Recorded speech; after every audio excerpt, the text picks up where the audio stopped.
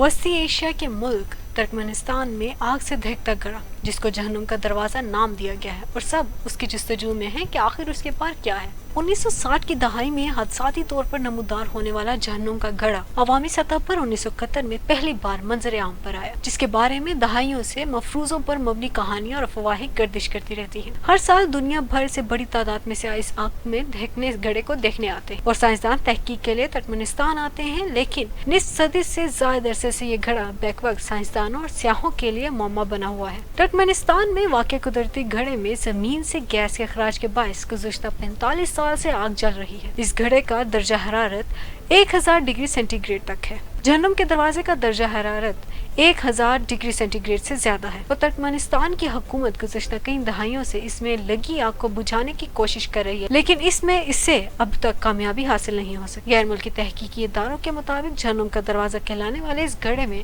कुदरती गैस के ज़खायर मौजूद हैं और ये 1971 से लेकर अब तक किसी ओलावा की तरह दहक रहा है। नेशनल जियोग्राफिक के मुताबिक गुज़श्ता तकरीबन 50 वर्षों में सिर्फ एक शख्स ही 1000 डिग्री सेंटीग्रेड के क़यामत के 230 फुट चौड़े और 100 फुट गहरे घड़े में दाखिल होने में कामयाब हुआ है, जिसका नाम जॉर्ज क्रॉन्स था। जॉर्ज 2013 में इस घड़े में गैस और मिट्टी के नमूने लेने गए थे। इस खतरनाक सफर की तैयारी में उन्हें 2 साल लगे और जब उसे जहन्नुम के दरवाजे में उतारा गया तो उससे गैस और मिट्टी के नमूने हासिल करने के लिए सिर्फ 17 मिनट दिए गए थे। जॉर्ज इस घड़े में 100 फुट नीचे तक गया और उसकी सतह पर कुछ देर तक चलता भी रहा। उसने तपिश से बचाने वाला लिबास पहन रखा था और मास्क के जरिए ऑक्सीजन लेता रहा।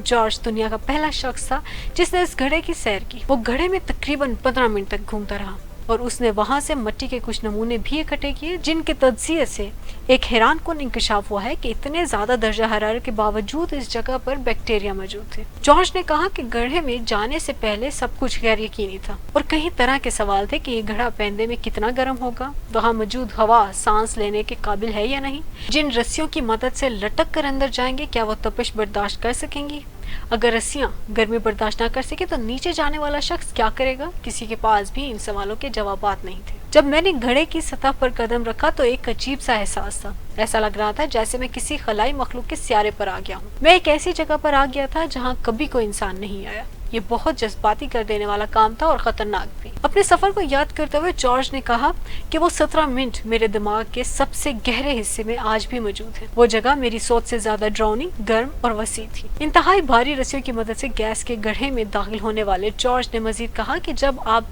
बीच में लटके हुए होते हैं तो ऐसा लगता है कि आपको किसी ने धोकर सूखने के लिए लटकाया है। जब मैं अपने इर्द गिर्द देख रहा था तो मुझे यूं लग रहा था जैसे मैं जहन्नुम के दरवाजे पर हूं और मुझे यूं महसूस हुआ कि अगर कुछ भी गलत हुआ तो मैं नीचे गिरकर मर जाऊंगा। जॉर्ज के इस सफर की तस्वीर सोशल मीडिया पर भी शेयर की गई थी, जिन्हें करोड़ों अफराद ने देखा था। जहन्नुम का दरवाजा तुर्कमेनिस्तान में कैसे दरियाफ्त हुआ और इस हवाले से कोई मुस्तनद मालूमात तो मौजूद नहीं, लेकिन दहाइयों से इससे मुंसलिक अफवाहें जरूर गर्दिश कर रही हैं।